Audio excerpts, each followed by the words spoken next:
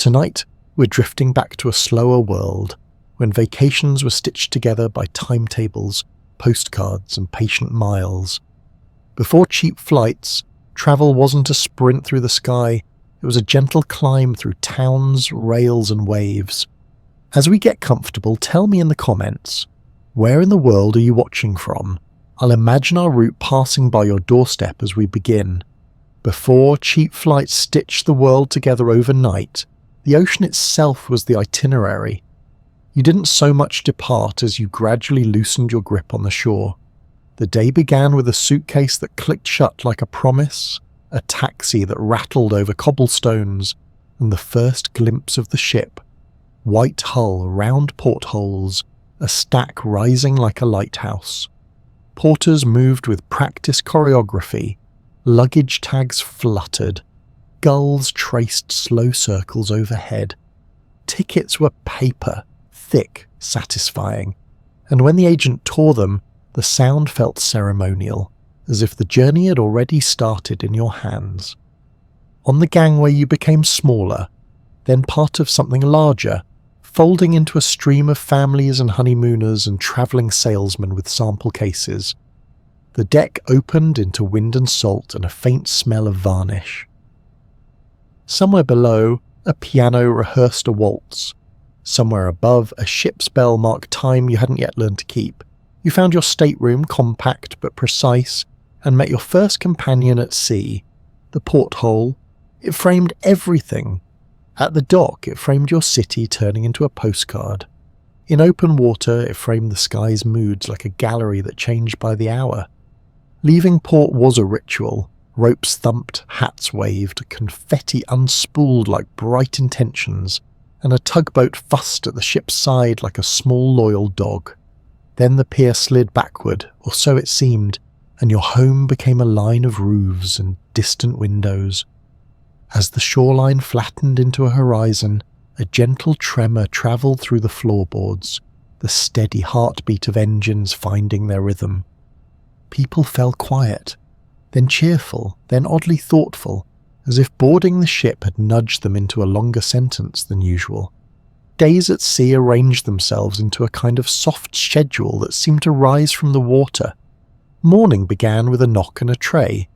Tea perhaps, or coffee, a little pot of jam that wobbled like a jewel. If you went up early, the deck was cool and open, and stewards were coiling hoses like green ropes of seaweed. A few walkers made circuits, hands in pockets, counting laps they would forget to finish. The ocean, before the sun warmed it, had the colour of slate and memories. It looked heavy but wore a delicate lace of foam. There was breakfast, and breakfast again for those who came late, and a dining room that felt like a ballroom practising modesty. Linen, silver, low conversation. You learned a new geography, starboard and port, aft and forward, purser's desk and promenade. You learned where the wind hid and where it gathered to play with your hair. Deck chairs appeared like a rehearsal chorus, backs angled toward the sun. Someone read a novel the size of a brick and politely refused to finish it, because at sea one measure of luxury was a bookmark that moved very slowly. Time lengthened until it felt like fabric you could gather in your hands. The ship became a small floating country with its own weather and customs. You stopped checking the hour because there were bells and meals and sunsets to keep you honest. A child discovered shuffleboard and believed it ancient. A retired couple discovered it too and believed it theirs. The crew moved like clockwork, polished shoes, crisp uniforms, names embroidered above warm smiles. In this country, people remembered your tea order by day 2, and strangers became hallway acquaintances, then deck companions, then friends you might never see again but would miss anyway. The sea had a personality, subtle but insistent. Some days it was a polished hallway leading you forward. Other days it was all shoulders and moods, lifting and setting you down with an affectionate grumble. Passengers learned new verbs without meaning to. We pitched, we rolled, we steadied. Even the clink of glasses at lunch became a small choir, singing of motion. If you felt uneasy, a steward would appear with ginger biscuits and that steady look people have when they have seen many landscapes of stomach and sky. Afternoons had a way of opening gently. There might be a lecture about ports you'd never visited, or would soon, complete with slides that flashed for an ambitious second before yielding to the next. There might be a card room where bridges formed and dissolved, hands dealt and redealt. In the library, maps were always unfurled, a polite form of daydreaming. You traced your route with a fingertip, surprised by how much blue there was between one certainty and the next. Somewhere a gramophone crackled through an old dance tune.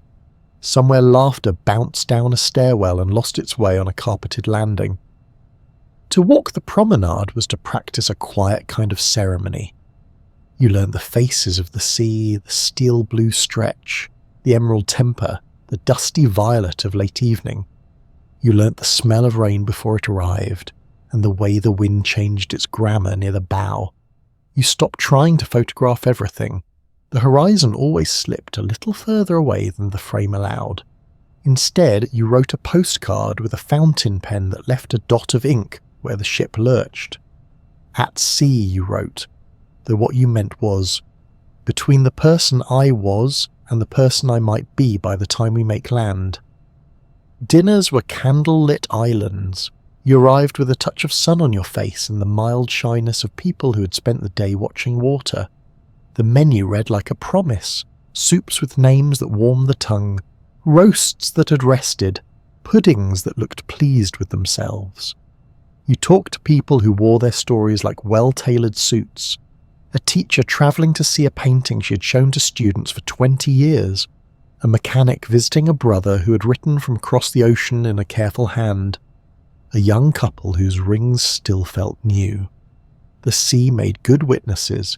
Everything said at dinner seemed to hang for a moment in the air, then tuck itself away as the ship adjusted its course. After dinner, the ship offered small sparkling performances. A quartet melted into a foxtrot. A magician made silk handkerchiefs appear, like flags of a country where everything was slightly kinder. In the cinema, the projector's beam caught a slow drift of dust, constellations in a man-made night. When the show ended, you stepped outside and discovered the true marquee, a sky so salted with stars that even the most talkative people forgot to speak. The ocean answered with its own applause, a hush and rush at the hull, steady as breath.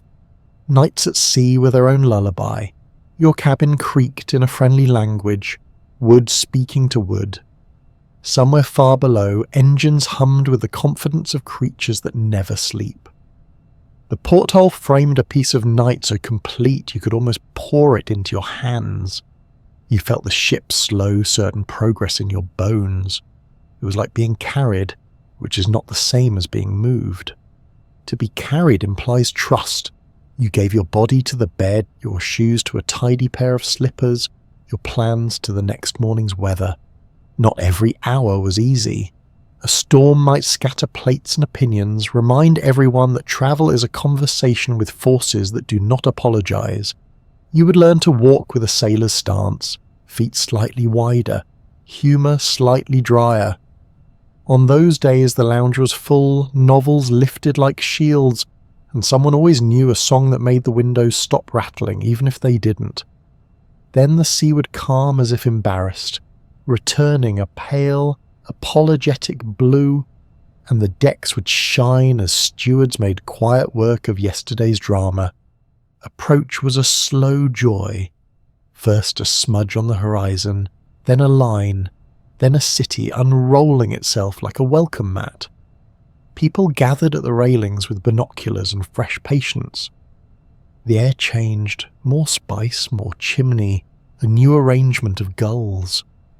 The harbour pilots arrived, small and serious, and your ship submitted to their local knowledge with the grace of a guest bowing at a doorway. You could read the buildings now, the streets, the laundry on a rooftop line. You felt the engines ease, the pace soften, the world expand to include this new place. Disembarking wasn't an ending so much as a handoff. You stepped onto the gangway with legs that would need a day to forget the sea, and a heart that wouldn't try to. The ship you left behind kept all the hours you'd lived aboard, every page turned, every card dealt, every secret traded to a steady wind. You joined the new city at its edge, passport in hand, the stamp a small echo of the larger crossing. Your suitcase thumped onto a foreign curb and felt heavier, as if it had learned something along the way. What made the ocean liner vacation a dream wasn't luxury alone, though there was velvet and service and the pleasure of being recognised. It was the consent to let distance have its say. You didn't leap from life to destination like a spark, you lengthened in the space between. Meals were appointments with patience. Mornings were practice in noticing. Afternoons were exercises in unhurrying. Even boredom, that unfashionable tutor, took you by the elbow and showed you how a cloud builds itself from nothing and then forgets to be dramatic. Long after you arrived, you found the sea in ordinary places, the low hum of a refrigerator, a rhythm that sounded like engines at night. The way light puddled on a wooden floor, remembering the promenade after rain. A teaspoon clinked against a cup, and for a moment you were back in a dining room where the ship turned beneath your feet as if aligning the whole planet for your next sip. Travel would become quicker, cheaper, cleverer, but the ocean liner days remained like a pressed flower in a heavy book, thinner than the blossom but fragrant with everything it once was: time, patience, company, and a horizon that never stopped walking beside you. Before cheap flights, the rails held the map like a quiet promise. A station could be a cathedral of brick and echo, or a modest platform with a coffee kiosk and a clock that refused to hurry. Either way, stepping onto it felt like stepping into a sentence already in progress. Footsteps, the rustle of newspapers, the metallic throat clearing of a locomotive getting ready to speak in full paragraphs. The timetable hung like a hymn, columns and rows, a lattice of possibilities. You learned to read it the way sailors read tides, arrivals and departures, the slow logic of distance measured in minutes rather than miles. Tickets were cardboard, punched with a small bite that proved you belonged. A porter hoisted your bag with ease, born from routine. The suitcase rose, and along with it, your fear of forgetting something important. On the platform, couples negotiated goodbyes with the practiced bravery of people who always believed in the next hello. The whistle, long then short, drew a thin line through the air, and the train settled forward like a horse eager to stretch its legs. Climbing aboard, you entered a narrow hallway that felt like the spine of some benevolent animal. Doors slid, voices softened. The sleeper car had its own etiquette. Shoes tucked under bunks, strangers passing with compact nods. The gentle challenge of two people meeting without trying to wake a third who had found sleep early and earned it. Your compartment was small but surprisingly honest about space. A seat by day, a bed by night. Furniture that understood the river of hours and how to let it flow. When you sat down, the window became your companion. It held a picture that refused to sit still, a panorama unspooling at a pace that respected both scenery and the watcher. Fields arranged themselves like patchwork confidently stitched by unknown hands. The train threaded towns where laundry flags snapped on lines, and dogs proudly supervised front yards. Level crossings delivered brief pageants, a farmer idling on the tractor, a boy counting cars with the seriousness of a scientist, red lights blinking their tiny SOS to nobody in particular. As the rails found their rhythm, the car filled with a sound both mechanical and strangely warm. Click, clack, click, clack. Like knitting needles in competent hands. The vibration travelled through the armrest into your elbow and offered a low, benevolent hypnosis. A conductor in a dark suit eased down the aisle and clipped your ticket with a gesture so crisp it felt like punctuation, then tucked the stub back to you as if sealing a letter addressed to the future. The dining car waited a few coaches away, a moving restaurant that believed in linen and weighty cutlery. You learned to time your steps with the sway, palm against the seatbacks, becoming a dancer without applause. Inside, white tablecloths transformed motion into ceremony. The coffee poured at a small angle to outwit the curves. It lived in heavy cups that forgave a little slosh. The menu had regional secrets. River fish this week, a pie that tasted suspiciously like a grandmother. Strangers sat together by default and traded stories like postcards, where they were headed, what waited there, and why it felt necessary to be carried to it rather than flung. Back in the coach or the sleeper, afternoon declared itself by the angle of sun on the glass and the softening of voices. In the observation car, if you were lucky enough to find one, curved windows wrapped around a rim of quiet wonder. People became silhouettes against the moving country, eyes wide in the easy way of children who've forgotten to perform adulthood. The track stitched together landscapes that like to argue, prairie to foothill, river to desert, orchard to warehouse district, and the train resolved the debate by refusing to take sides. It liked everything equally, so you began to too. There were small rituals that only trains invite. You learned the muffled thud when cars coupled, a kiss offered and accepted by iron. You learned the soft urgent horn at distant crossing, triple note phrases that felt both warning and lullaby. You learned the language of signals, green like permission, yellow like patience, red like law, and trusted that someone up front spoke it fluently on your behalf. At sidings you met the eyes of people aboard other trains, each a brief exchange of lives headed elsewhere. On rainy days the glass became a temporary stream and the water carried miniature forests down the pane, each tree dissolving at the sill. Evening arrives differently on rails. It starts as a sheen inside the glass, a double world where the cabin overlays the countryside. You catch yourself in reflection holding a book you've barely read because the page numbers move too fast when the fields move slowly. The porter returns with a practiced ballet, coaxing seats into beds and revealing blankets folded like polite promises. A small ladder appears. The upper berth turns into a childhood dream retold by a careful adult. The corridor grows hushed, like a library where the books are dreams. Night on a train depends on your ear.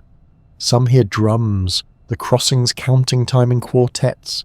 Some hear rain, the wheels whispering to steel. You learn to anticipate tunnels by the sudden hush of the outside world and the deeper echo within, as if the train had slipped into its own memory for a moment. At small stations you do not see. The brakes sigh, doors part, and the night breathes different air. Wood smoke, sea salt, sagebrush, wet leaves, then closes again. You half wake when the conductor calls a name into the dark, and for a second you belong to a place you've never visited simply because your train knows it well. Sleep comes in stripes, a doze, a sway, the pleasant weightlessness as the track drops a fraction and then finds itself again. In the upper berth you feel the curve of the line more distinctly. In the lower you feel the earth. Some compartments keep a tiny wash basin, its latch clicking and water shivering with the motion like a silver coin. You brush your teeth to the guidance of steel and step back into sheets that smell faintly of starch and a long lineage of respectable nights. Morning is announced by light more than clocks. Long before it touches your face, it appears in the corridor, an unhurried guest. Someone coughs, someone laughs softly, someone wrestles with a suitcase zipper that has lost an argument to enthusiasm. In the dining car, breakfast repeat with comforting variations, eggs that arrive successfully from a kitchen obeying physics, toast brave enough to stand while the horizon tilts, jam that never spills but seems always on the edge of a grand adventure. You look out and meet a new geography with a mouthful of marmalade, which is an excellent way to be introduced. As the day grows, the train starts telling stories about the country's bones. Rivers braid and rebraid. Bridges deliver you over them with a modest shrug. grain elevators stand like punctuation at the end of sentences written in wheat. In cities, graffiti flashes past like fast advice. In forests, deer raise their heads and consider your passing with the composure of citizens used to ceremonies. Mountains arrive not as walls, but as invitations, each curve explaining how patience can be a road. In your compartment, quiet work becomes possible. Letters are written with unsteady lines that later remind you of the motion you sat inside. Postcards acquire short poems, somewhere between here and there. The sky is the same, but truer. A map lies open on your knee, and the distance between the tip of your finger and the next town feels negotiable, like a promise you and the train will keep together. Books finally get read the way they deserve, interrupted by glances out the window that make the paragraphs breathe. When the train pauses for longer stops, the platform is its porch. You step down to stretch your legs and discover the temperature has its own accent.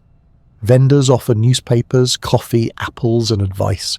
The engine huffs like a large, friendly dog who pretends not to care if you return. The conductor watches the watch, always a classic, then makes a small circle with a hand and the doors close as if by spell. You step aboard in the last second, triumphant over nothing important, which is the best kind of victory. If the route is long, the train becomes a neighbourhood. You nod to the woman with the lemon scarf who always chooses the same seat. You exchange smiles with the man who reliably falls asleep one page into his book. A child collects state names on the dining car placemat and debates the fairness of borders.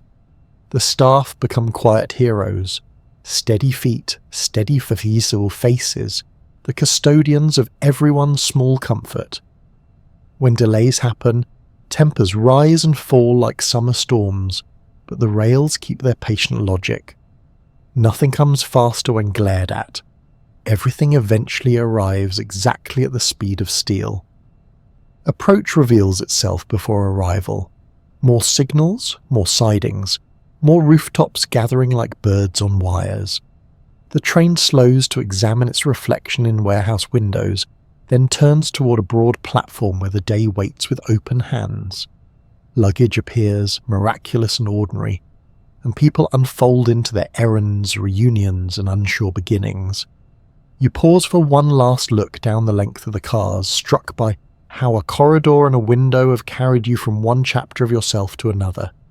The porter tips his cap, the conductor's hole punch winks in the light, and the rails lie ahead, composed, ready to be a road for someone else. What made it a vacation was not just the destination, but the way movement shaped your thoughts. The train taught you the dignity of intervals, the worth of a mile seen at 30 miles an hour instead of 300. It gave you permission to measure time in landscapes, a field to finish a letter, a ridge to finish a worry, a river to begin a better one. Even after cheap flights arrived and the world became smaller by afternoon, a certain part of you stayed loyal to the long glide of steel. Hear a distant horn on a quiet night, and your heart still answers, present, ticket ready, window seat if possible. Before cheap flights shrank the continent to a handful of hours, the road unrolled like a patient invitation. Departure began in a driveway, a trunk game of Tetris, a thermos of coffee, a paper sack of oranges, the back seat already stacked with pillows that would become a fort by mile 40. The car key turned and the engine offered its reliable hymn. A map, creased like well-used origami, waited on the passenger's lap, an atlas that smelled faintly of ink and rain. Someone called last bathroom, someone else ignored the advice, and then the mailbox, the maple tree, the neighbour's dog all slipped into the mirror and became the first small proof that you had actually left. The highway gathered you up without hurry. 2-lane blacktop at first, a ribbon stitched through fields and modest towns where the speed limit was a suggestion to notice things, a feed store, a church marquee practicing short sermons, a barber pole with relentless optimism. Roadside stands sold peaches you could smell 3 cars away. A hand-painted sign promised world's best pie, and, if you had sense, you believed it often. The radio grabbed what it could from the air: oldies, farm reports, the distant crackle of a baseball game that made the whole car lean forward in unison when the announcer's voice rose. Navigation had a choreography. The navigator traced routes with a finger, then folded the map along new ambitions. You learnt the logic of mile markers and exits, the way state lines arrived with a modest fanfare. A sign, a different pavement texture, sometimes a sudden change in billboards like a switch of dialects.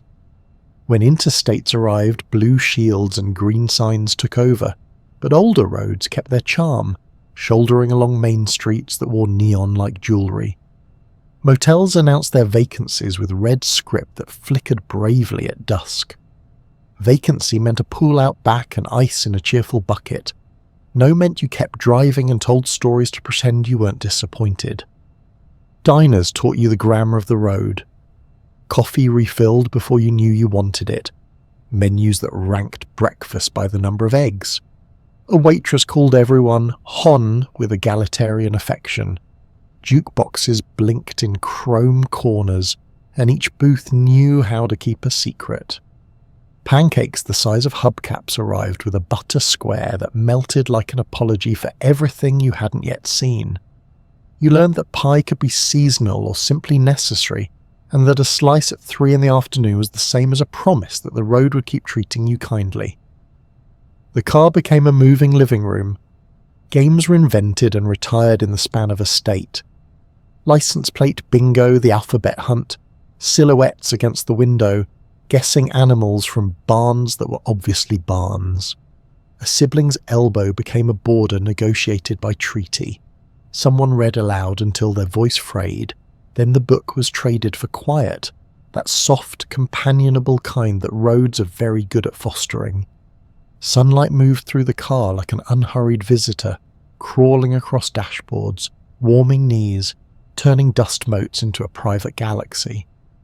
Billboards performed in serial, the Burma shave rhymes you recited before anyone could stop you, the endless tease toward a roadside mystery, caverns, dinosaurs, a meteor crater that promised perspective. You pulled off to see a giant ball of twine and discovered it was exactly what it claimed to be, and also more, because it collected everyone's childishness and made an honest monument of it.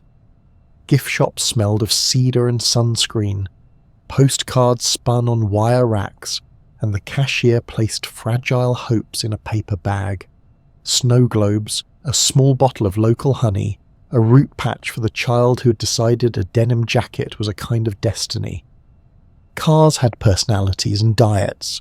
Engines hummed approvingly at 55 and sulked at 70.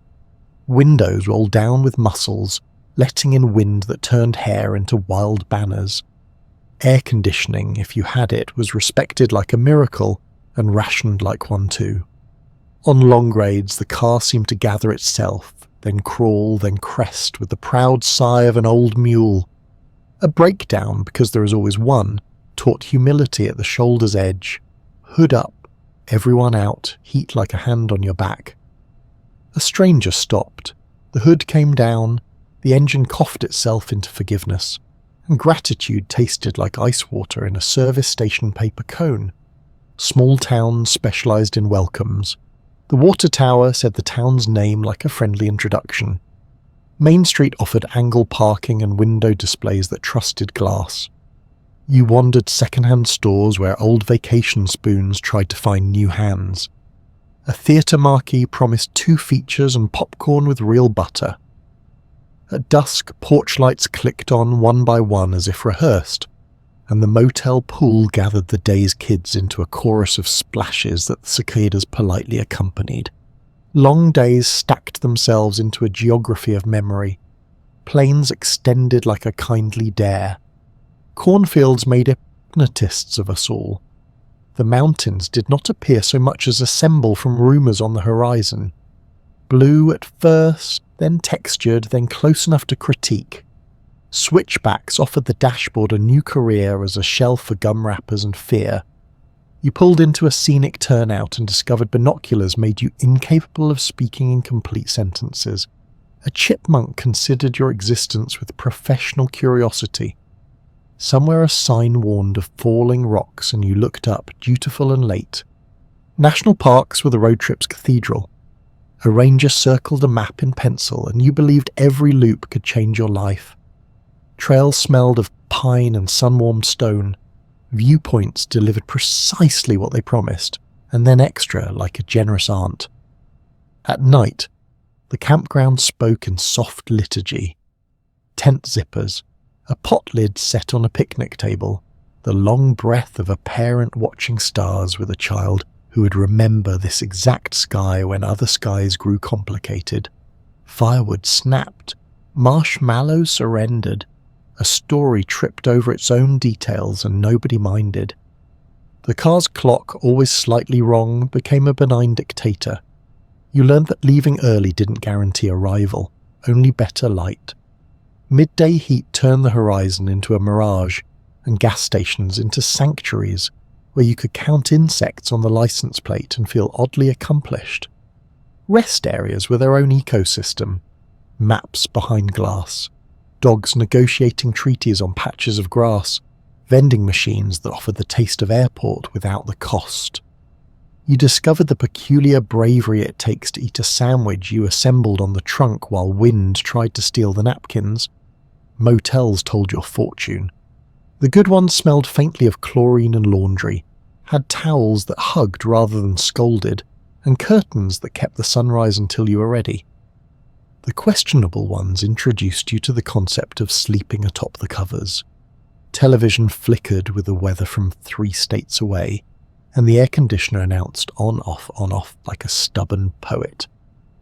You claimed beds with the authority of explorers staking continents. You argued about who got the key and who got the ice bucket and what exactly continental breakfast might mean in practice. Morning revealed a tray of pastries, juice in small cups, and under a waffle iron you learned to respect as if it were a ceremonial drum. The road cultivated a light greed for firsts and bests. First glimpse of the ocean, a thin blue blade at the world's edge that widened into certainty. First tumbleweed sprinting across lanes like a nervous athlete. Best milkshake in a town that truly believed in milkshakes. Best sunset until tomorrow's. You found that photographs rarely contained the breeze that made everything easy. So you wrote instead, or you tried very hard to memorize. The way windmills turned with weather, the smell of creosote after desert rain, the exact geometry of a long freight train crossing the land like a sentence that refused to end. Conversations in the car took the shape of the highway, long, curving, willing to double back. You told family stories that had waited years for this many uninterrupted miles. You plotted futures boldly and discarded them gently. Arguments flared because people do, then cooled, because the road offered scenery large enough to dissolve small flames.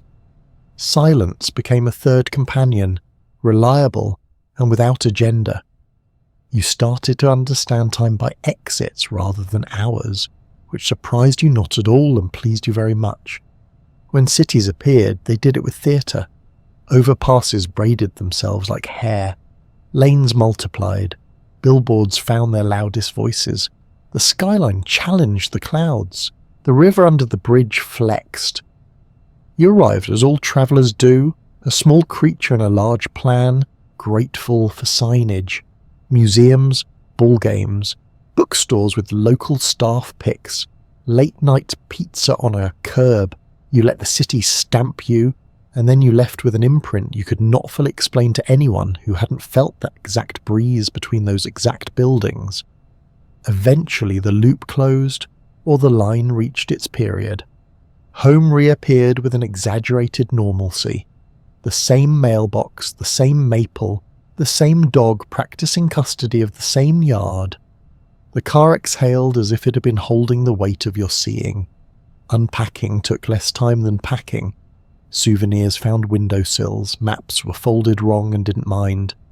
The best evidence of the trip resided in how furniture felt new for a day, how the kitchen lights surprised you at dusk, how the local radio station seemed to speak in a familiar but newly interesting voice.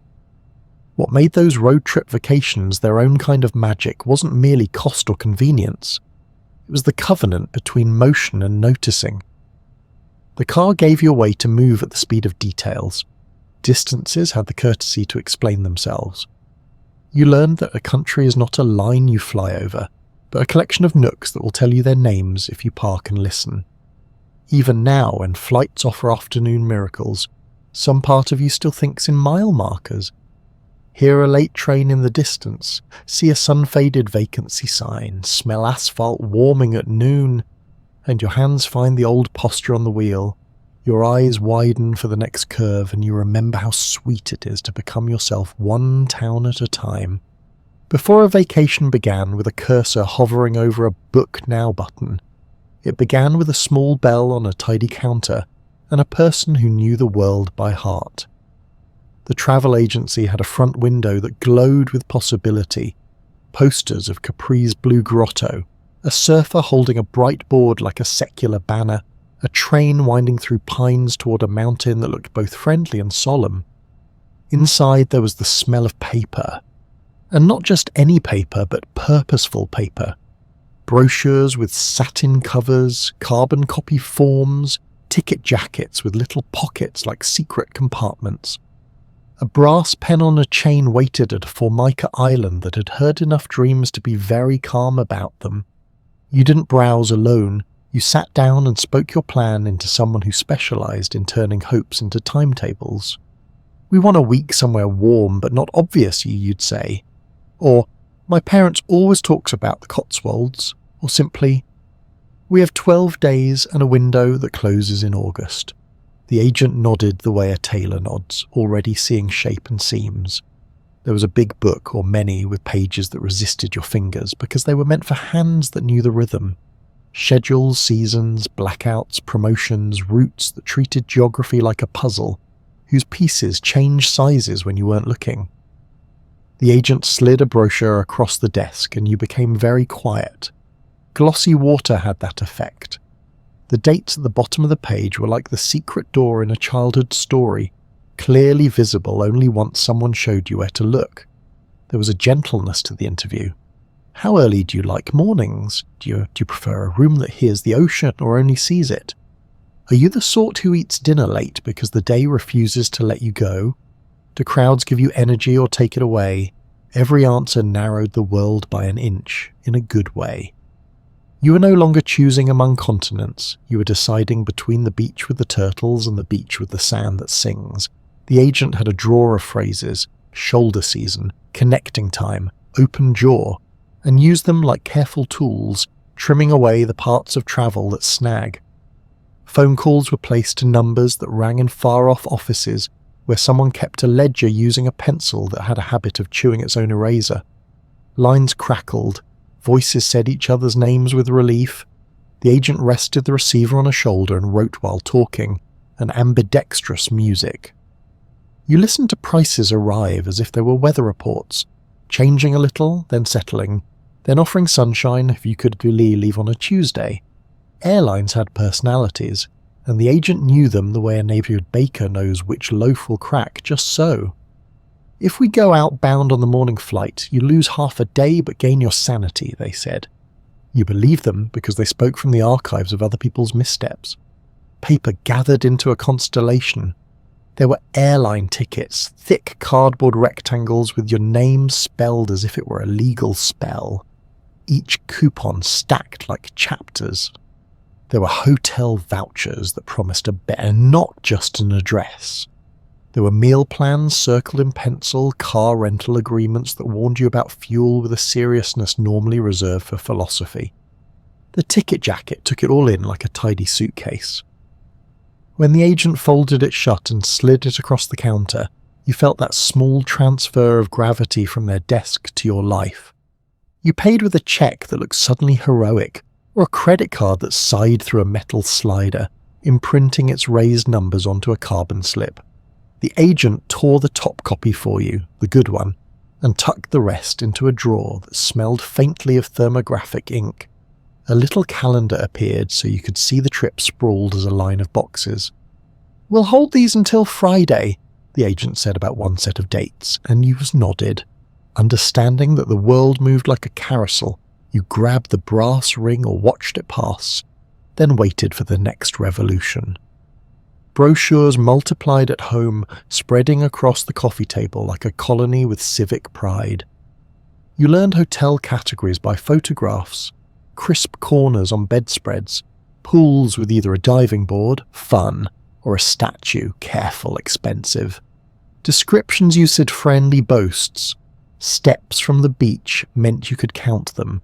Ocean view meant find the correct angle. You circled excursions, snorkeling on Tuesdays, a market on Saturday, a little train up the hillside, then crossed some out because you remembered vacations were not just events but also pauses. You mailed a deposit in an envelope that you licked as if tasting commitment. Days later, a confirmation letter arrived with the authority of a passport. The agency's logo sat in the corner like a reassuring coat of arms. "We are pleased to confirm," it said, and your heart believed the "we" included someone at the hotel changing the sheets right now and a captain looking at the ship's chart as if it were a family photograph. You pinned the letter to the corkboard by the phone and felt the house lean imperceptibly toward the coast. Packing lists were printed by stores and clipped from magazines, then annotated by hand. "Hat with brim," you wrote, because last time your nose had become a tiny regretful lighthouse. "Comfortable shoes," circled twice because that lesson refused to graduate. The agent had added a page of fine advice, tipping customs, a phrase or two in the local language, the truth about power adapters. If the front desk calls it a continental breakfast, expect courage from the bread, the handwritten note teased. You smiled and set aside a small jar of jam to smuggle joy into the mornings. Departure day proved the value of paper wisdom. At the airport, you approached the counter with your ticket coupons in an order that felt mysteriously correct. The agent behind the desk tore each with a practiced tug, the sound like ribbon against scissors. You were given boarding passes that looked too simple to command a machine to lift you into the air. Luggage tags printed your destination over and over, a chorus line rehearsing the same kick.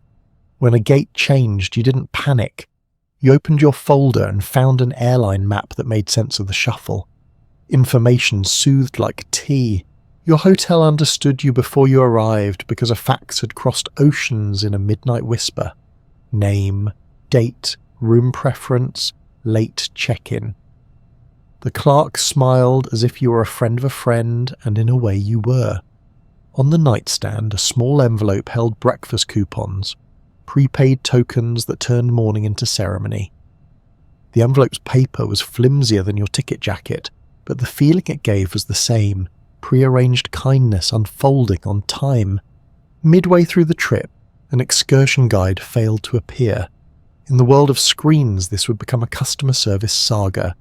In the world of paper, it became an errand with charm. You pressed the agency's emergency number, printed in a tidy box on your voucher, into the hotel phone and were answered by a human who recognized your name. "Stay where you are, I'm calling the operator," they said. And the operator did, and a van appeared with apologies that sounded sincere because the driver kept turning in his seat to repeat them. The afternoon was saved not by an algorithm, but by a web of people with pens and calendars and a sense of duty that felt pleasantly old-fashioned. On the return, the ticket jacket was lighter and somehow heavier. Extra papers wedged themselves in, receipts, a museum program with a smudge of gelato, a postcard you'd written to yourself because you liked the indecency of boasting in your own mailbox. At the agency, you stopped in to say you were back, and the bell over the door recognized you without ringing. Your agent asked the best question, "What would you do again?" You surprised yourself with the answer. Not just the beach, but the Tuesday you did nothing but watch shadows climb a wall. If there was magic in the paper era, it wasn't only the tangibility, the way you could spread your future on a table and weigh it in ounces. It was the companionship. The agent became a quiet co-author, signing their name in the margins of your itinerary, making the world feel navigable not because it was simple, but because someone stood with you at the map. Delays were softened by the knowledge that a person, not a portal, had your back. Choices became easier when they passed through a pair of wise hands that had seen honeymooners argue in whispers over whether to add a city they would both regret, and had gently steered them toward a small pension with morning light like a blessing. Even now, with tickets that live in phones and itineraries that update themselves like obedient pets, a certain kind of traveller misses the ritual of paper. The weight of a ticket jacket in a coat pocket on a cool morning. The way a crisp voucher could hush a sceptical clerk. The hand-drawn arrow the agent added to a map, pointing to a cafe whose chairs really did face the sea. Paper travelled with you inside your reach. It asked to be kept dry, folded carefully, slipped back into its sleeve. It made you a guardian of your own good time, and perhaps the deepest gift. Paper slowed you just enough to notice you were leaving, then arriving, then leaving again. It held your trip the way a book holds a story, one page at a time. With corners to turn and pauses to rest a finger, you could look at what you had already done and what was still to come, and there in the white space between lines, the vacation breathed. You learned that plans are promises to your future self, and that promises written down in ink are more likely to be kept. Long after the brochures were recycled and the ticket jacket became a bookmark for a novel you never finished, a certain kind of paper dream remained. A belief that the world, properly asked, will say yes in a voice you can carry in your pocket. Before vacations could be stuffed into a carry-on and sprinted through an airport, they were packed into luggage that asked to be considered. Suitcases had opinions, leather that softened at the corners like a favourite story, canvas that remembered each rainstorm as a faint darkening, hard shells that clacked shut with a promise you could feel in your palms. Trunks had brass that begged to be polished. Hat boxes kept their round secrets. Garment bags balanced along shoulders with the sleepy dignity of old dogs. Everything weighed something. That weight wasn't a penalty. It was intention made visible. Packing was not a last-minute scavenger hunt, but a ceremony. The bed became a stage set with tissue paper, shoe bags, and the good list. Handwritten, cross-checked, reusable. Clothes were chosen like ingredients, not inventory. A navy blazer with pockets deep enough for maps, 2 skirts that spoke to most of your blouses without starting rumours, slacks that forgave long dinners. Dresses were rolled in tissue like pastries to keep the creases kind. A wool sweater that could be quiet in a cathedral and warm on a windy ferry. A scarf that worked as a belt, a pillow, a curtain against a stubborn sun. Buttons were reinforced. Hems were checked. Will it earn its weight, was the household law. Shoes were citizens of their own country. One for walking, one for evenings that promised violins or at least polite forks. Perhaps a pair of sandals that could survive cobblestones without auditioning for a tragedy. They went into cotton bags, heels together like conspirators. Socks nested in toes, a cheerful smuggling of space. Between shoes slid a paperback, a deck of cards, a coil of cord that might tame a curtain that refused to stay open to the right view. Toiletries carried the fragrance of older rituals, a safety razor wrapped in chamois, a glass bottle of cologne that the world would recognise when you passed, cold cream in a jar with a lid that had learned patience, soap wrapped in wax paper, a travel brush whose handle folded with the satisfaction of a solved problem. The sewing kit was compulsory. 2 needles, sensible threads, a few buttons you swore you would never need, and then always did. Once, wonderfully. Bandages, aspirin, a tiny tin of peppermint pastilles that understood morale. Film canisters waited like small black secrets. The camera would ride in the hollow between sweaters, shocked by nothing because the sweaters had volunteered to be its bodyguards. Suitcases knew their owners and their houses. Some had monograms, 3 letters that looked like discipline but meant romance. This belongs with me. Luggage tags were paper sleeves with cellophane windows, or leather ovals with buckles that liked to talk. Addresses were written in fountain pen, crossed out and rewritten, updated with a new street like a family's version of the tide. People tied ribbons to handles long before ribbons became answers to identical bags. A certain shade of green meant hours, and was easier for a tired child to spot than block letters could ever be. There were stickers from hotels and steamship lines, proud, colourful heraldry glued to trunks and big cases, each a confession. We have been here. Porters studied them the way naturalists study stripes on butterflies. The Savoy in brave red, a Swiss mountain in impossible blue, a Florida flamingo with stubborn optimism. Even when you bought your suitcase new, it felt as if it had ancestors. Patina was pedigree. A scuff was a story. A scratch near the lock whispered, Paris, though it might have been Peoria. The suitcase refused to clarify. Locks were tiny and adorable, miniature puzzles on small brass tongues.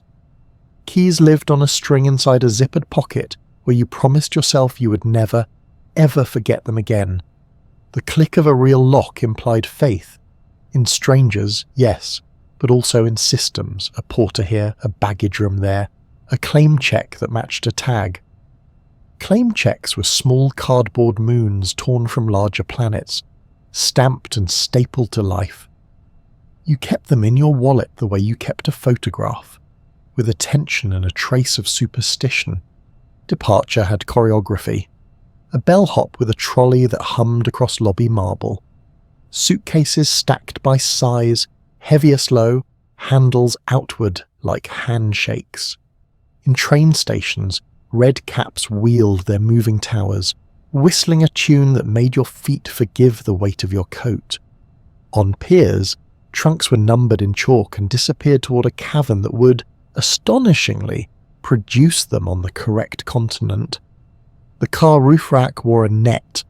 Rope knots learned your family name. Rain covers snapped into place like shields. A father's glove thudded twice on the trunk lid to say, "That will hold." Inside the suitcase, order preceded adventure. Drawer liners kept folded shirts honest. Tissue paper remembered to be quiet. Jewellery found a home in a velvet pouch that made even costume pieces behave as if they might have belonged to an aunt who had learned to waltz properly. A small envelope kept foreign banknotes in a tidy democracy. Coins clinked in a tin that once held pastilles and now held a city's bus fares. The laundry bag hung on a closet hook like a future you weren't afraid of. Some hotels offered mending. You filled the card with delight, as if civility itself had taken needle and thread. Garment checks mattered. Men's jackets rode on wooden hangers that refused to shrug. Dresses breathed in the armoire's faint cedar, shoulders relieved of the fear of creases. A travel iron, if you dared, gave a hotel towel the promotion to ironing board. Otherwise, the steam from a hot shower did its generous work, and the mirror fogged with the temporary privacy of an older movie. Shoes slept under the bed in their bags, content to be ready rather than busy. Because luggage lasted, it learned your habits. The left pocket for the guidebook folded to tomorrow. The right for the umbrella that had saved 3 separate afternoons from becoming complaints. The interior zip where you secreted letters to be mailed later, as if your future self were a helpful concierge.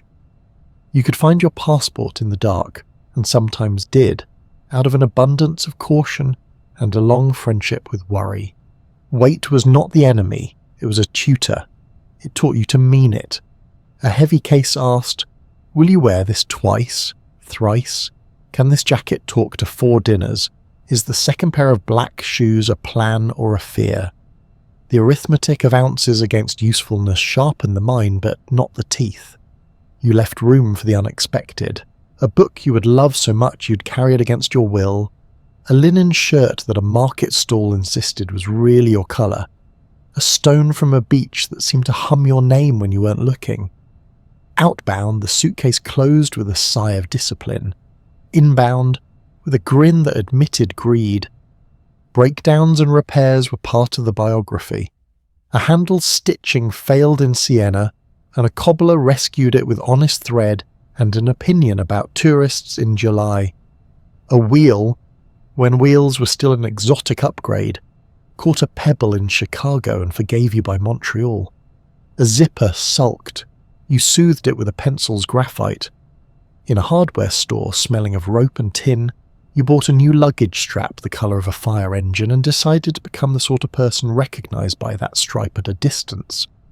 Baggage claims once felt like parades. Carousels were polite and tried to be punctual. A bell would ring, a flap would open, and the world would deliver your life in loops. You could spot your suitcase not by brand, but by personality. The way it leaned, the pattern of its bruises, the ribbon that had survived so many damp mornings.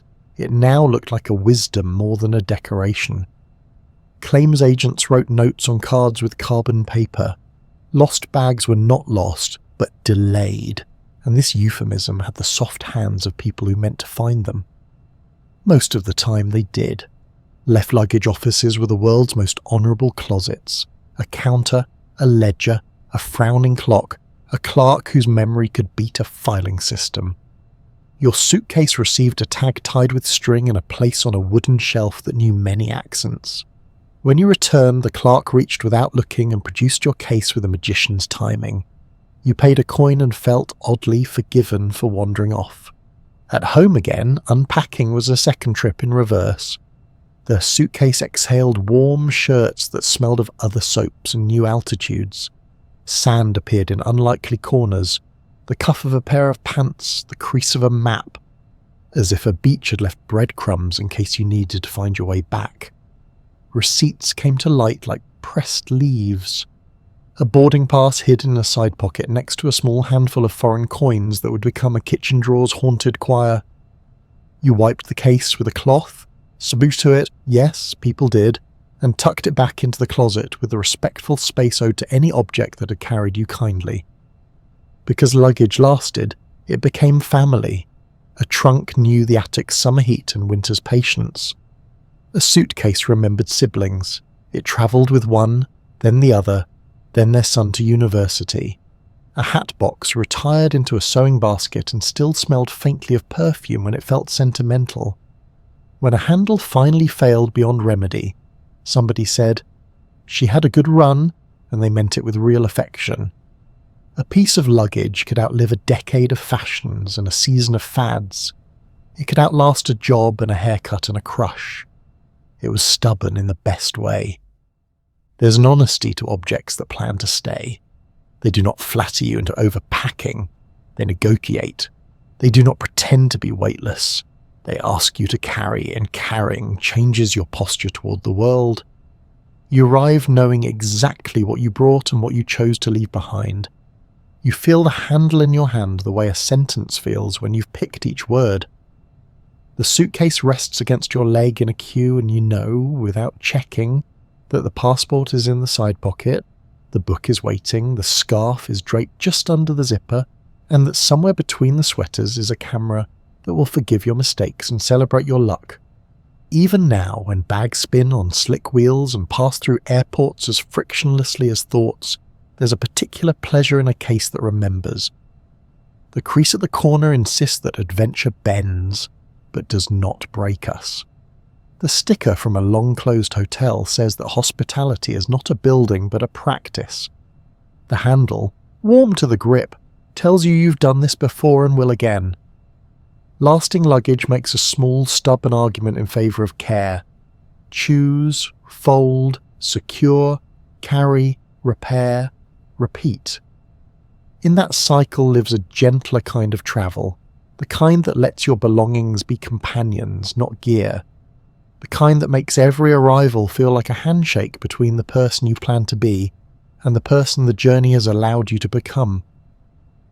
Before trips learned to sprint, luggage taught them to walk. Cases were companions you could point to and say, "She's been with me since Montreal," and the case, if it could, would nod. Corners wore little leather caps like elbows in tweed.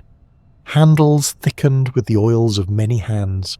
Hinges squeaked in a dialect you could recognise in a crowded station. You could tell a family's history by the stack, the eldest trunk at the bottom, square and serious, the middle child, scuffed brown valise with a loyal wobble, and on top, a hat box that kept its circular dignity through every bump and bellhop. Packing began days ahead, not as panic but as rehearsal. Clothes were auditioned. A blazer stood before the mirror and promised to behave for trains and candlelight. A dress bent toward the light and revealed whether it would wrinkle into a tantrum or a gentler topography. Shirts rolled in tissue, collars sheltered by cardboard halos saved from the last trip. A bar of soap, still wrapped, was tucked between garments, imparting clean confidence that survived 3 climates and an overnight ferry. Someone fetched the cedar sachets. Someone else sharpened pencils for postcards and adjusted the elastic on the travel alarm that looked like a tiny silver book. The list lived in the kitchen drawer, creased, revised, merciful.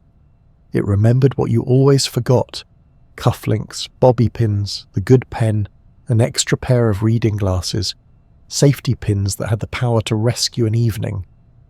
Old sweater for the train had a permanent check mark next to it, as if the sweater travelled even when you did not. Toiletries marched into a leather kit whose zipper teeth had their own purr. A comb with missing tines insisted it still worked best.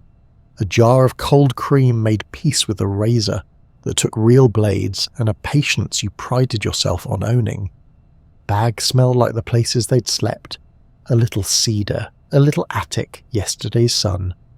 In damp weather they drank a touch of the sky and darkened at the seams, then dried themselves without complaint. You learned weather by their tone when you lifted them.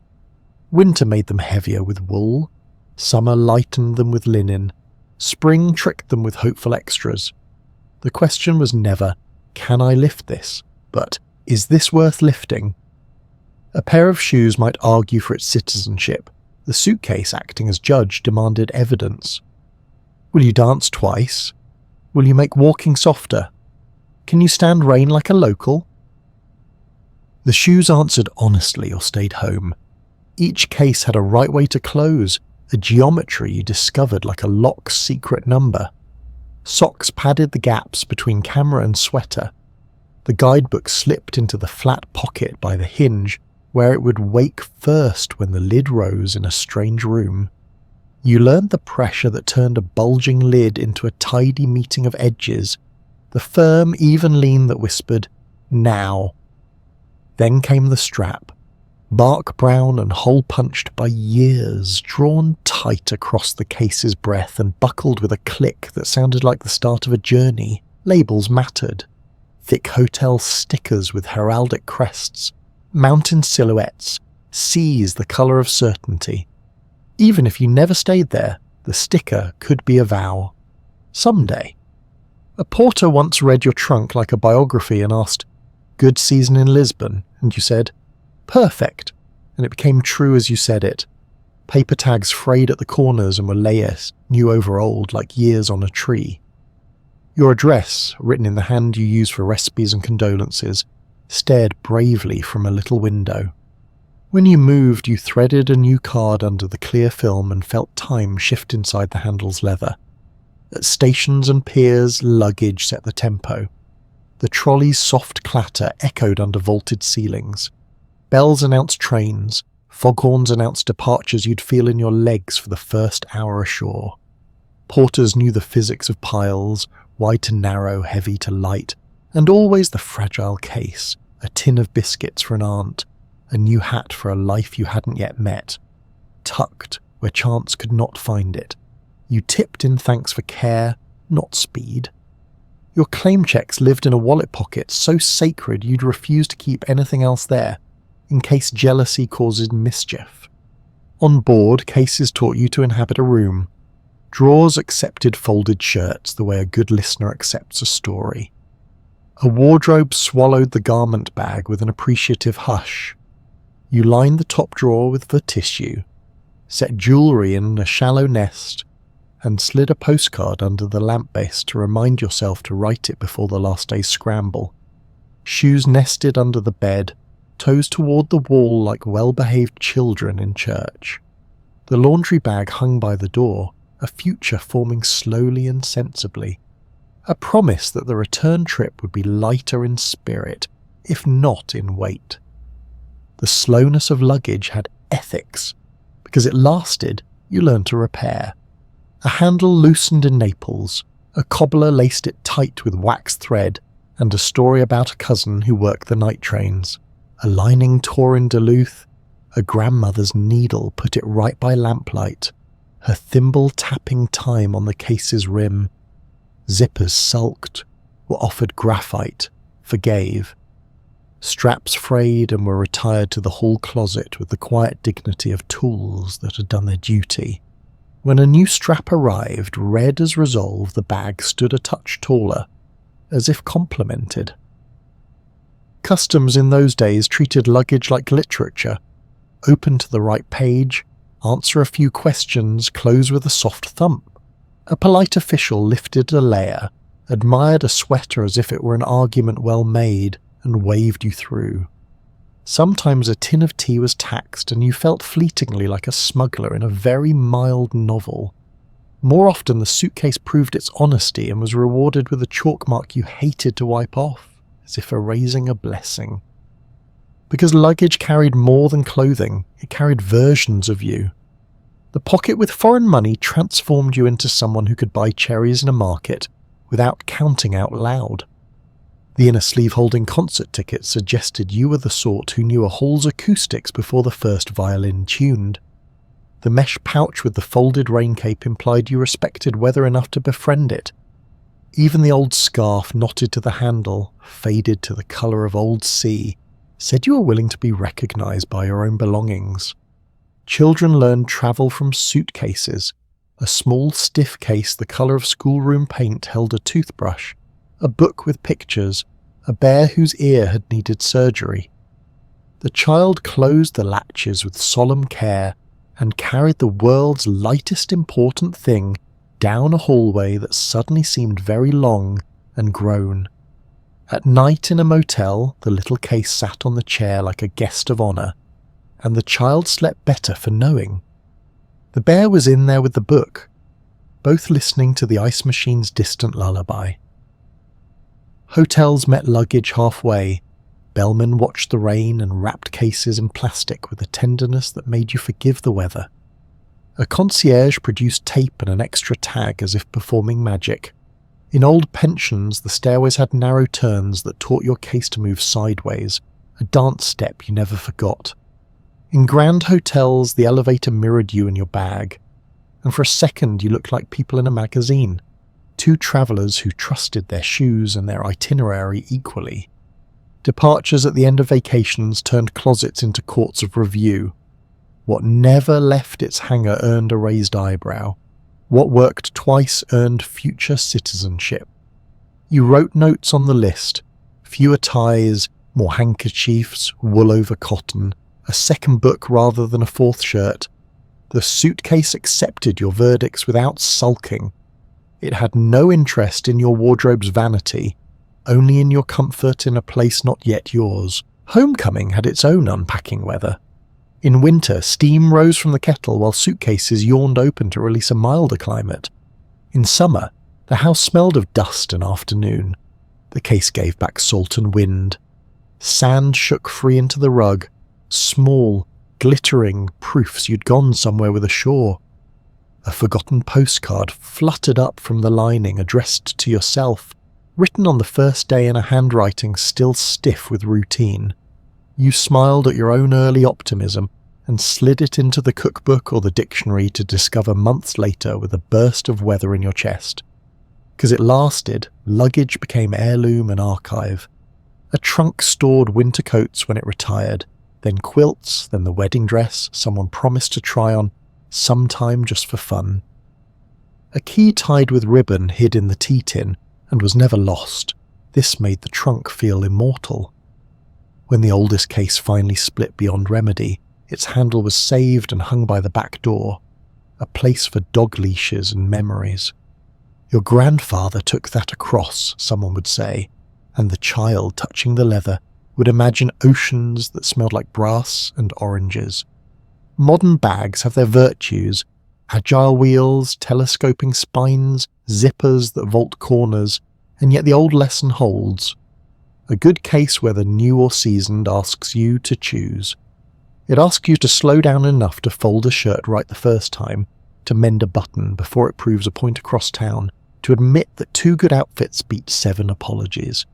It reminds you that space is not only physical but moral.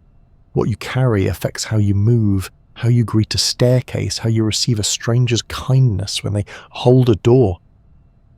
You might not have needed held if you'd left the 3rd pair of shoes at home. In the end, luggage that lasts isn't only leather and stitching. It's the ritual that grows around it, the way you set it on the bed and the room grows quieter, the way you press the lid and hear the world say, "Ready?" The way a handle fits your hand so perfectly you recognise it in the dark, and do at 4 a.m, with the taxi on its way and the sky thinking about dawn. You step into the hallway with weight that makes sense and a suitcase that knows your pace. And somewhere between the door and the curb you feel it again, the old agreement between traveller and bag. We'll carry each other, one with patience, one with purpose, until the key turns in a lock that isn't home yet, but will be for a while. Summer meant checking into a place that treated leisure like a schedule everyone could keep. You arrive by train or car to a long, shaded drive, gravel whispering under the tyres, and the hotel presented itself with balconies like confident eyebrows and a porch that knew how to hold a whole afternoon. Porters in neat jackets opened the car door as if they had been practicing for your exact arrival. Inside, ceiling fans turned with an unflustered rhythm, palms rustled in brass planters, and the desk clerk pronounced your name the way a host announces the next course. A pen slid across a registration card, firm paper, decisive lines, and you signed into a temporary life with a room number that sounded oddly like a promise. Rooms were stages set for rest. Tall windows, a faint perfume of beeswax and sea air or pine and laundry. A wardrobe deep enough to suggest you might stay longer than you meant to.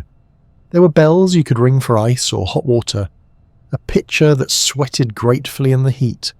A dish of matches beside the lamp as if the hotel trusted you with small fire.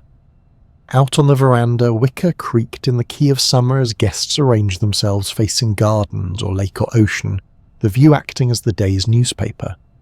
Children triangulated from croquet lawn to lemonade stand to a serious investigation of the dock. Their freedom had borders, the bell for lunch, the bell for dinner, the reaching call of a parent's voice, but inside those borders they ranged like satisfied explorers. Meals were the metronome. Breakfast drifted from early birds to late risers, always with a basket of rolls that refilled without complaint.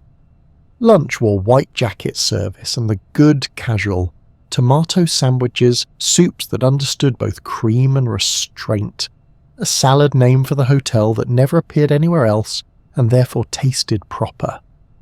Afternoon tea arrived with a tray that could solve moods, little cakes lined like soldiers at ease, jam in a glass dish that knew what sunlight did to colour. Dinner was a procession.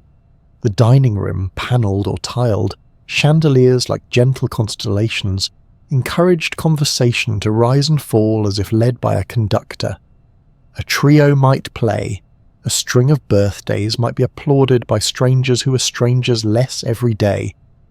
Activities announced themselves on a little board near the lobby. Archery at 10, boating at 2, lawn tennis at 4, the orchestra in the ballroom after 8. You tried everything because that was the point and also the joke. Canoes slid from boathouses like commas, easy and necessary, and the lake kept its side of the bargain by reflecting an uncomplicated scale. Golf happened for those who owned certain hats. Ping pong happened for everyone with hands. On foggy mornings, the piano list in the parlour coaxed a reluctant march from a paper roll, and even the children grew briefly solemn, as if fog asked for low voices and wide eyes. Rain didn't ruin anything, it just invoked the indoor rulebook. A library waited with discreet stamps inside its books and more comfortable chairs than any one person needed. Checkers occupied tables near tall ferns. Postcards wrote themselves at little desks facing windows that treated droplets as entertainment. The gift shop offered talismans, ribbons in hotel colours, enamel pins that made you loyal to a place you hadn't yet left, chocolate in tins that pretended to be serious. When the rain lifted, verandas steamed and everybody clapped without knowing they'd agreed to. Evenings bloomed like the hotel's rose garden. Lamps warmed the lobby into a soft geography of corners, and the ballroom opened its long ribs to the night. A bandleader tapped the stand. Couples found each other by instinct and shoes. A child stood on a parent's feet and learned waltz math. The floor, polished by a century of hopeful steps, knew how to forgive mistakes. On the terrace, conversations braided together like ivy. The fishermen who compared honest lies, the honeymooners who practiced the art of public quiet, the book club that by day discussed novels and by night discussed each other with the same care. In these places, you rested by ritual. Rocking chairs measured the sunset. A folded evening programme slid into a pocket, the paper warmed by your hand. The bellman learned the names of your preferences, extra towels, a pitcher of milk for night, a map to the path where the fireflies always decided to be generous. On the last morning, you stood at a second-floor railing and looked down at the lobby's choreography, arrivals, departures, breakfast, newspapers, and felt the peculiar peace of having been somewhere designed to make contentment ordinary. And then there were the other summers, the ones that smelled of pine sap and wood smoke, where leisure dressed in flannel and let the world sing lead. The park gate was a modest arch or a stone pillar with a carved name, and crossing under it felt like shrugging off a coat you didn't need anymore. Two-lane roads bent patiently around rock and river, and overlooks appeared when conversation needed punctuation. You stopped because everyone always did. The falls, the canyon, the meadow where ungulates practiced the craft of grass. A ranger's hat became the centre of household diplomacy, where to camp, what to climb, how to keep food from the clever paws of those who signed their names in the dust around your cooler. Cabins introduced themselves by their honesty. A door that stuck a little at the bottom, a table with knots that looked like continents, a pitcher and basin even if there was plumbing because tradition isn't a matter of necessity. Beds were made with blankets that took the chill seriously. The screen door practiced the exact slam that says someone I love just came back. Porch steps sat at the right height for tying boots, and the nail by the door took a hat like a handshake. When you opened the windows, the room exhaled old sun and new wind, and your suitcase forgave every mile. Daylight arranged itself around the simplest arithmetic. You brewed coffee in a percolator that believed in sound effects. The bubbles made a small applause that set the tone. Breakfast was eggs if you brought them, pancakes if you were prepared, porridge if you forgot both and were saved by a camp store selling courage in boxes. Trails began wider than they needed to be, and quickly narrowed to the width of attention. The first mile felt like ambition, the second like conversation, the third like citizenship. You learned to step over roots like punctuation marks, and to read scat with a curiosity you laughed about and then took seriously. A ranger's talk under a carved wooden sign transferred some portion of the park's ancient confidence to your shoulders. Leave no trace, carry water, say hello to strangers because it keeps us all honest. Rivers became teachers. In the afternoon heat, you found a bend where stones offered seats and the current negotiated everything in front of you with persuasive logic. Children launched sticks and cheered for whichever won, then built dams that held heroically until they didn't. Someone along the bank knew the names of birds, someone else knew the names of clouds, someone knew the name of the feeling you got when the wind lifted maple leaves to show their pale undersides. Every path led to a view that pretended it had been waiting only for you. Of course it hadn't. Of course it had. If you camped, The pitched tent turned the ground into leasehold. Stakes bit earth with the satisfying confidence of decisions that can be undone but won't be. A cooler sat in the shade like a bank vault with the sandwiches. The picnic table learned your elbows. Fire rings held the ghost of every story told since the Civilian Conservation Corps decided exactly where that ring should sit. You crumpled newspaper, made a teepee of twigs, added logs with the patience of people who have learned that heat takes its time. When flame came, everyone said, "There she is," as if greeting a cousin. Evenings in cabins or tents had rules that felt like gifts. Headlamps only when necessary helped the stars do their job. Food away before the visitors with better noses arrive. Voices lower after 9, laughter still permitted. Somewhere across the loop a harmonica tried Shenandoah and got halfway there, which was exactly far enough. The park's darkness was not empty. It was populated by small sounds that learned your ears. The scritch of something polite in the leaf litter, the wick of wind through needles, the ritual clunk of the pump handle at the far spigot as someone decided on one more bottle before bed. Night skies in these places convinced even skeptics to believe in correlation. The cleaner the air, the larger your thoughts. The Milky Way walked directly overhead. Meteors stitched quick stories between constellations, satellites, reminded you that even the quiet is busy.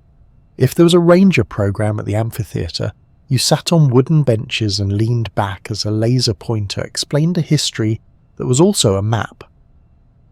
Children's questions, unembarrassed, precise, forced the universe to speak plainly for a minute. You returned to your cabin with pine tar on your fingers and a conviction that sleep wasn't the opposite of wonder, but its partner. Morning smelled of damp ash and dew. Coffee steamed into the new light and made itself essential. You checked the map with a finger, waterfall today, fire tower tomorrow, and packed a bag that would make your grandparents proud: water, fruit, a sandwich wrapped in wax paper, a small knife, a tiny roll of tape that could fix the world for 10 minutes. Boots thudded on steps. The screen door did its music. You left the cabin as tidy as if friends would be arriving in 5 minutes because, in a sense, they were. Future you, later you. The part of you that will recall this place with an accuracy that edits nothing important. When weather argued, you listened. Storms swept over ridgelines with a theatre that put Broadway to shame. You watched from the safety of a porch, counting seconds between flash and report, and felt the body remember scales. Fear, thrill, respect, relief. After, the park smelled rinsed. Mushrooms appeared with the immodesty of new money. The creek spoke louder, but kept its manners. Trails slicked themselves and asked for smaller steps. You obliged because the forest had just offered a demonstration on proportion. Leaving a cabin or campsite was the kind of tidy sorrow that means you did it right. Ash raked, fire dead cold, floor swept with a broom that had trained 1,000 brooms. The key turned in a lock that had stuck yesterday and didn't today. You thanked it aloud and no one laughed. At the gate you looked back at the sign, carved letters, dark with rain, lighter with drought, and promised something vague and binding. The promise was less about the park and more about how you would try to be in places that deserved your attention. Quietly, completely, repairably. Between grand hotels and simple cabins, vacation learned 2 dialects of the same language. One that dressed for dinner and taught you the art of being served well, and one that dressed for weather and taught you the art of serving the place you stood.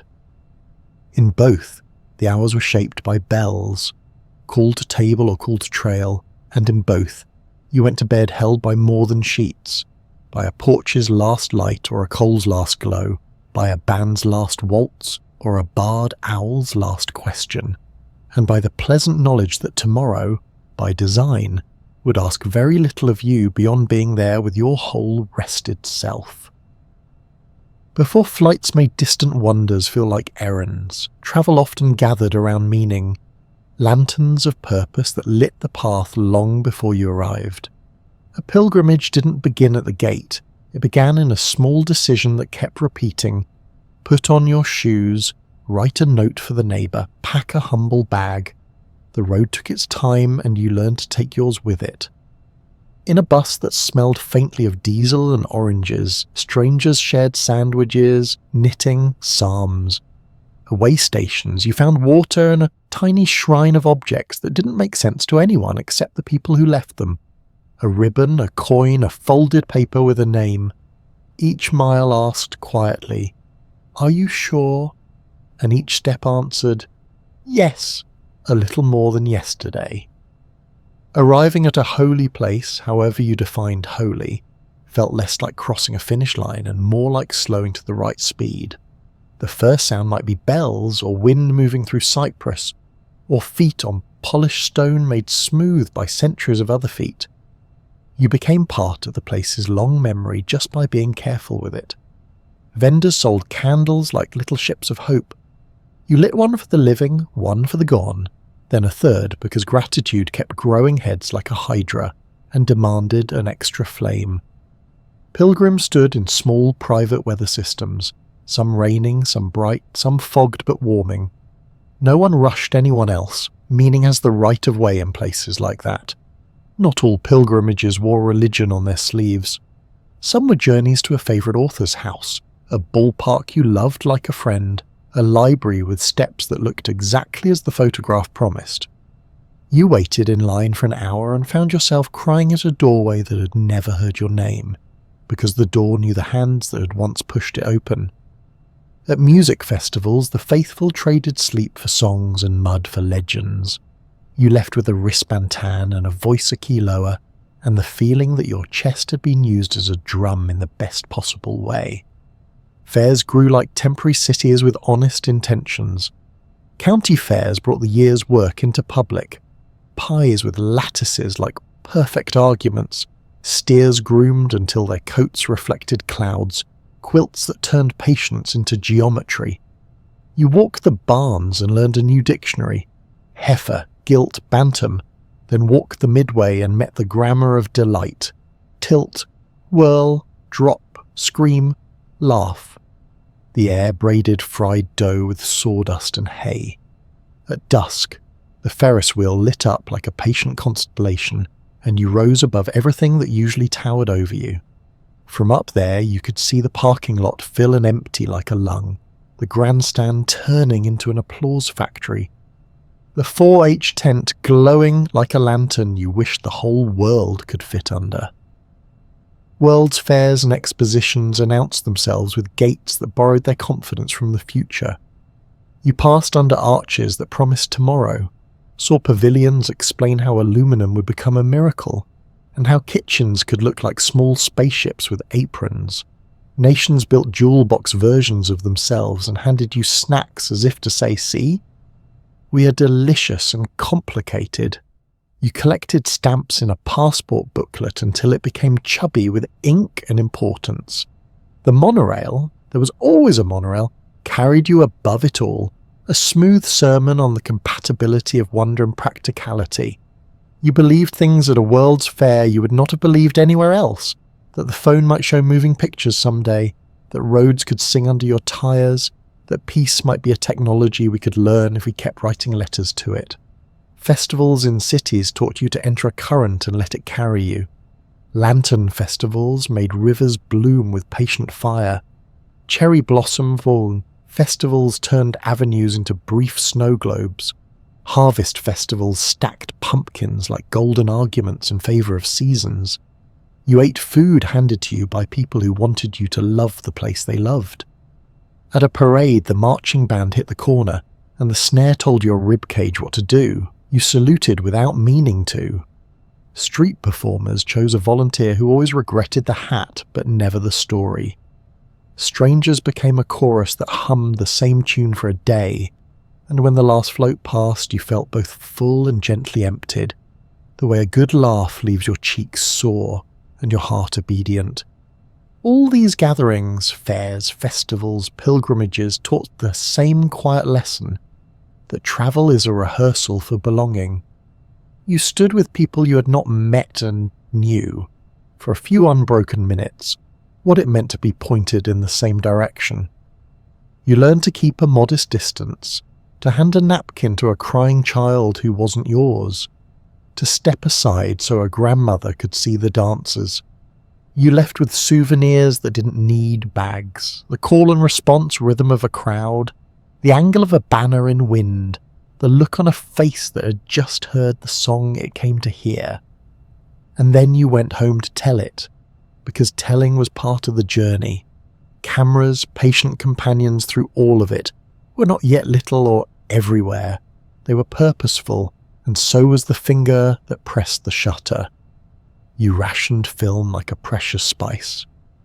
Before each click, you asked 3 questions. Do I love this? Will I love it later? Or will it mean anything to someone who wasn't here? Sometimes you chose no and stood very still instead, allowing your eyes to develop something your camera couldn't. But often you chose yes, and the mirror inside the camera slapped like a tiny book closing on a story you wanted to keep. Photos returned from the lab with the quiet drama of mail addressed to your future self. The packet smelled faintly of plastic and possibility. You sorted with a ritual, the keepers here, the blinks and thumbs over the lens there, the surprises. When did I take that? In a small pile that grew and grew until you realized your best photographs were often accidents arranged by affection. Doubles were treasures because they were promises to share. One for the fridge at home, one for the aunt who needed the view of the fountain to believe you'd gone where you said you'd go. Home evenings turned into theatres. The slide projector came down from the closet like an instrument you hadn't played in a while but remembered how to tune. The screen, once unrolled, made the living room inhale and sit taller. Someone dimmed the lamps, someone else fiddled with focus until the first image snapped into the satisfying crispness of fresh memory. The fan inside the projector purred.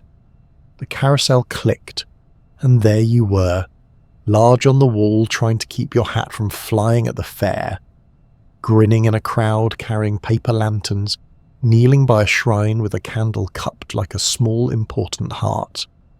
Narration unavoidably took on an accent of pride and apology. This is the square where the dancers led us until we forgot our feet. Click. Here's the quilt that won. Look at those corners. Click. Okay, this one's a little blurry, but you can hear the band in your head, right? Laughter filled the pauses, plus the classic comments. Who took this? Your thumb again. Look at Dad's hair. Children complained gently, but leaned forward anyway. Grandparents corrected dates with the kind authority of people who keep calendars like diaries. The dog slept, unimpressed, but the dog was wrong. A living room full of people remembering at the same time is a holy place by any measure. Albums were made with glue that smelled like determination and pages that invited neat handwriting. Captions anchored images to meaning in a way future generations would bless. Aunt Lydia's first Ferris wheel, after much debate. The lantern we lit for Grandpa. Day 7, the mud finally won. You slid negatives into sleeves as if escorting them into a vault. The album went onto a shelf at eye level, not to show off but to make access easy.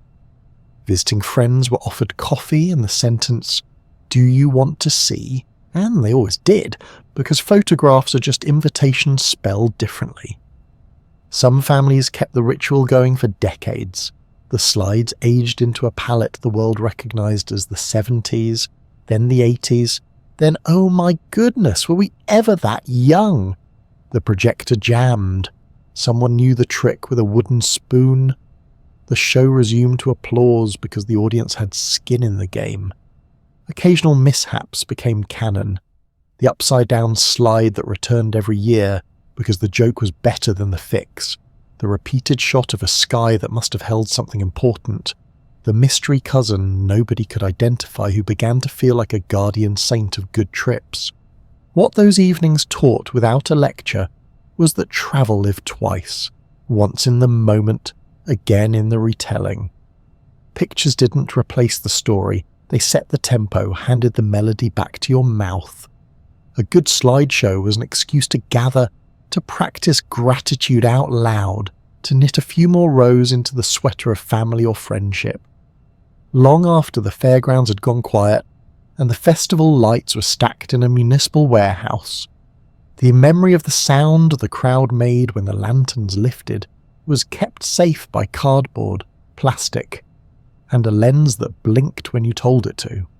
And so, as our sleepy tour of yesterday's vacations comes to a gentle close, here's the little truth that tucks everything in. Travel used to take longer, and because of that, it often went deeper. We had rituals that turned distance into meaning. Bells in grand hotels, maps spread on kitchen tables, candles lit in old places, slide projectors humming like beehives in living rooms. We can still keep those rituals even as the world moves quicker. Ask a place for its story and give it yours in return. Pack with care. Walk at the speed of noticing. Take fewer pictures but look longer. And when you come home, gather your people by screen, by table, by porch light, and tell it all softly, so the best parts can fall asleep with you and wake up brighter tomorrow.